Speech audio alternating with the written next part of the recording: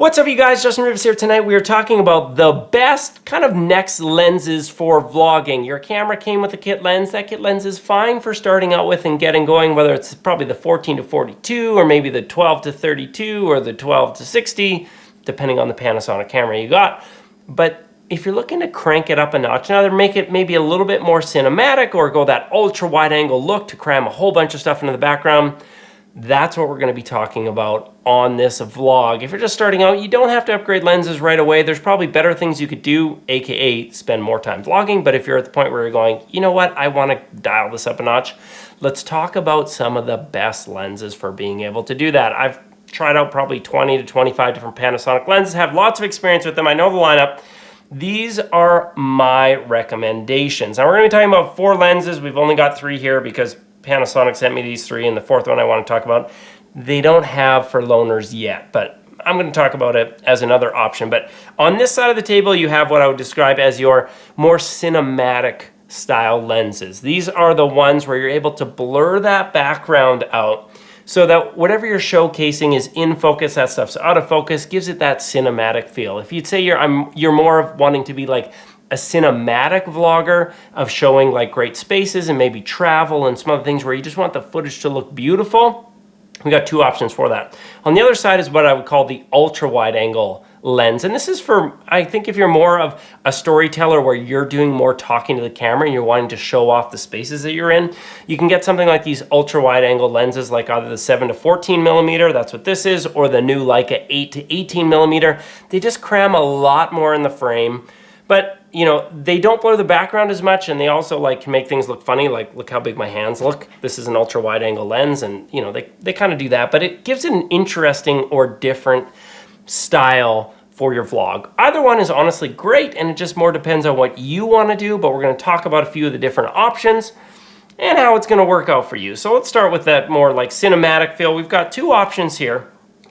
This is a Panasonic 12 to 35 millimeter f2.8. This is the version 2. Honestly, version 1 or version 2, either one is fine. If you're on a budget, try and find a version 1, 12 to 35.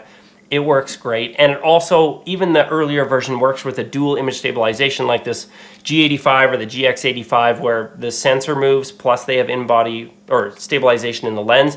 They can work together.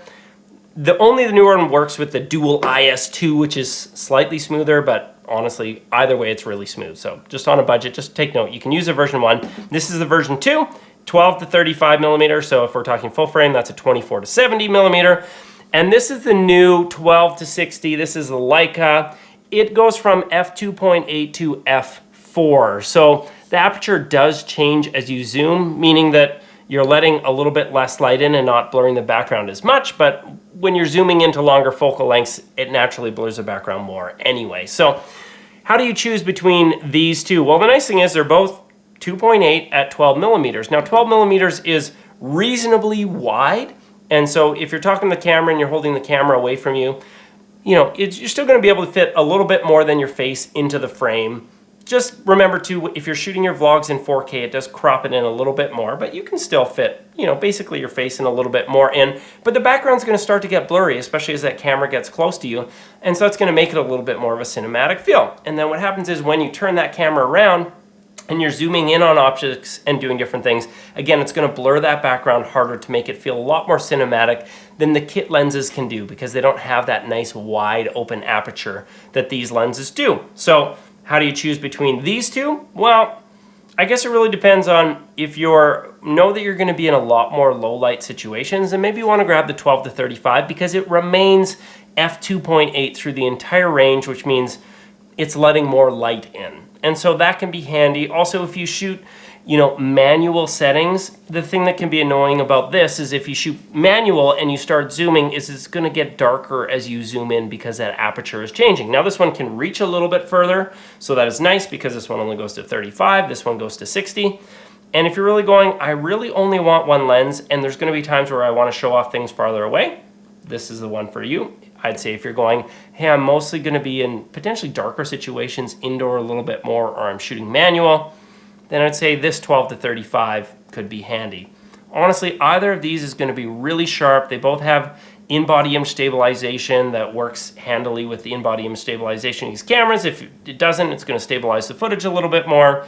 They're both 2.8 at the widest setting. It's really just this one can reach a little bit further but gets a little bit darker. This one can't reach quite as far, but it's going to stay a brighter image. So I don't know, you just got to decide, do you want a little bit more reach, give up a little bit of light, or a little bit less? Either one of these is going to return much better quality video and give it that more cinematic feel. So on the other side, we have the Panasonic 7 to 14 millimeter. This is a lens that was my favorite for vlogging. Absolute favorite, because I like that style of that super ultra wide angle look. And I've got a number of vlogs that you can see that were shot with this one. I'll probably also link in the description some that I shot with the 12 to 35. There was a number of them too. And maybe you can just kind of pick up the differences between the two. But I love being able to cram a lot more of the world in for my style of vlogging, because I don't want it to just be my face filling the frame. I want you to be able to see what I'm doing. And I kind of like the way that the lens kind of distorts things. Like, I actually kind of enjoy that a little bit. So the 7 to 14 millimeter, this is an f4. So, you know, it's a little bit darker in those low light situations. You know, even maybe a little bit more so than your kit lens, which is at 3.5. It's very close, but obviously this is fitting in way, way, way more. No image stabilization in this. So, you know, on something like the G7, I was using, you know, the standard kind of GorillaPod tripods to help stabilize it a little bit. The G85 made it a lot nicer because it has the in-body image stabilization. But when you're at these really extreme wide angles, a little bit of shake is not nearly as noticeable than some of these other ones when you start zooming in. So shake isn't hugely different. But there is a brand new lens from Panasonic, which I'm very excited to try out when I get the chance. It's very much like this lens. This is 7 to 14 millimeter. It's a new Leica 8 to 18 millimeter. So almost as wide, just not quite as wide, but can zoom further, going to 18 millimeters. But the nice thing about it is it's f2.8 at that widest 8 millimeter setting. So it's letting in twice as much light as this one does at the widest setting. And then as you zoom in, it's going to return back to similar amounts of light as this is. But when you're indoors in like trickier situations or it's dark, that amount of light is actually going to make a big difference. Now, it does not have image stabilization either. A lot of manufacturers don't do it in their ultra wide angle lenses. Sony is maybe one of the exceptions. So you're not going to get that, but it's going to be like a glass. It's probably going to be a chunk sharper, and it's going to be able to zoom in a little bit further. And again, better in low light. So that is definitely one I would check out. Unless you're on a budget, then I would look at finding a used one of these 7 to 14 millimeters. I bought mine used.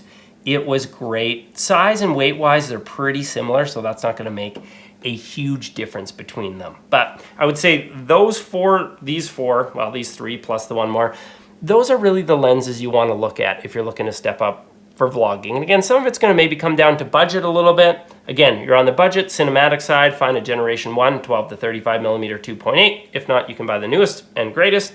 If you're on a budget, try and find a used 7 to 14 millimeter, or even I imagine they're going to discount these soon once the 18 millimeters are more available. These have to come down in price.